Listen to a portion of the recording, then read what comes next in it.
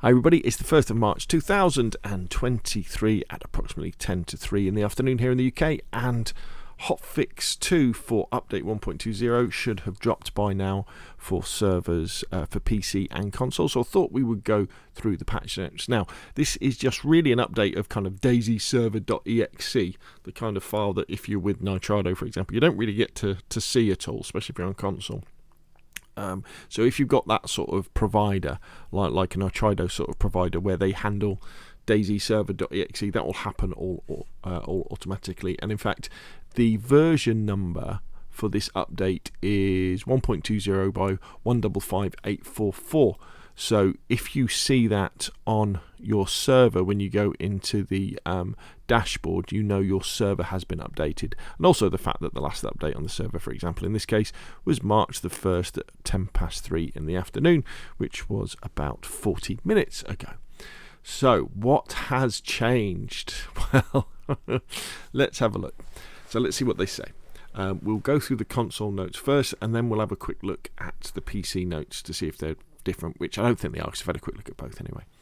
So they start off by saying, if your community server was impacted by the duplicated object through object spawner usage, we highly recommending to wipe your server contents or revert to a previous storage version to assure game stability.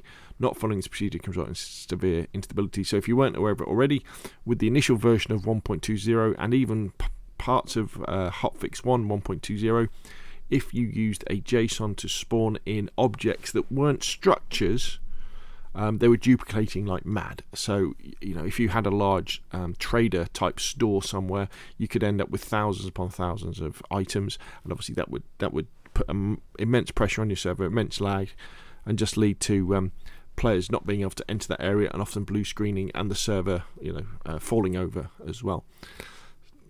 So what they're saying is, if that is the case, then there's no way really to fix a server that's got all that stuff on it. You can kind of do a soft reset, and I've done a video about that before, where you get rid of all the loot on the server, and basically all that's left are vehicles and what people have in their inventory and hands when they log off, but everything else goes. So you can do that, and I'll put a link in the description below this video to that as well. But it's not like they can go in and get rid of all the duplicated loot for you. So here we go, fixed. Players would teleport locally when they exited a vehicle while it was being simulated. Vehicle could fall through the structure after a server restart. Fixed the desynchronization related to the placement system. Adjusted several problematic ladders in Jsons. It was possible to catch both types of fish at any water source. Interactions with water were not possible at deeper levels. Melee finish attacks were ruining vests and backpacks of infected. Weapons would become bugged when attempting to load bullets from a ruined magazine. The player camera could shake heavily when colliding with other entities. The third-person camera could clip with objects during vaulting. The camera shortly zoomed out and in when sprinting and turning from side to side. Now this is the important one for server owners who use custom JSONs. Fixed spawning objects with the _D suffix by object spawner could result in them being duplicated with every server restart. Known issues. Weapons that in previous version were bugged due to loading a bullet from a ruined magazine need to chamber a bullet to function again. The gearbox of the M1025 might desync when shifted up in drive mode. Okay, so good news on the object spawners fix. So fingers crossed now, you should be safe to add back in your custom object spawners. Obviously, highly recommend that you have a look at that particular place on your server first to make sure there isn't like loads and loads of loot just sitting there, in the air. If it was inside a vehicle, inside a building, and you got rid of the building as well. But if everything looks okay and everything looks normal, then turn them back on again. I was dreading the fact that Bohemia Interactive might come back and say, actually, you're not allowed to spawn in loot using this method. It's only for buildings and structures, but they haven't said that. They recognise the fact that this is a method that lots of us across the console community use, and they work with us on that, which is brilliant. Known issues still happening. Weapons that in previous versions were bugged due to loading a bullet from a ruined magazine need to chamber a bullet to function again. So I guess you've got to free them, haven't you? You've got to knock them. I can't remember what button that is on console. Is it like Y on Xbox and triangle on PlayStation or something? The gearbox of the M10205 might desync when shifted up in drive mode. So unfortunately, the Humvee still has got a problematic gearbox. Personally, I think they should turn it back just to put a manual gearbox on it, peeps. Put a manual gearbox on it. Right, let's have a quick look at the PC. Actually, the PC ones is exactly the same. No changes at all. Now, I also wanted to have a quick look at, you'll notice there's all these links to the feedback tracker. So let's have a look at a couple of these links. So this shows you how important the feedback tracker is to Bohemia Interactive as part of their quality control and their fixing bugs thing.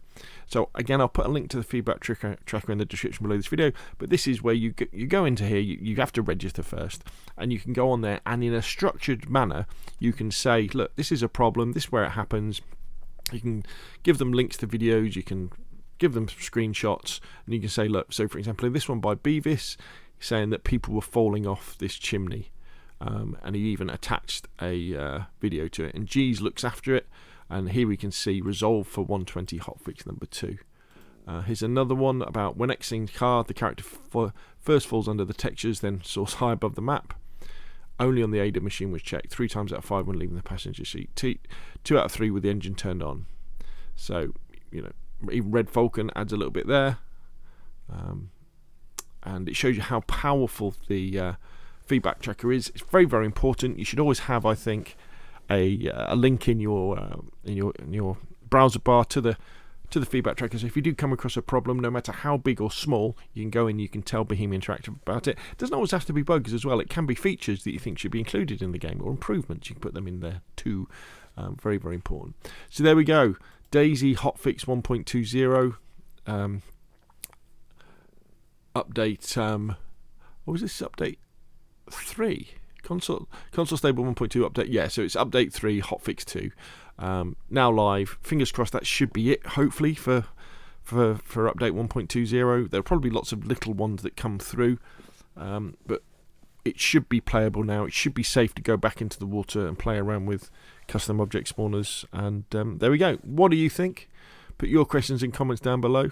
What are you looking forward to using object spawners again? If you enjoyed the video, hit like. If you want to see more, press subscribe, and I will of course see you again soon.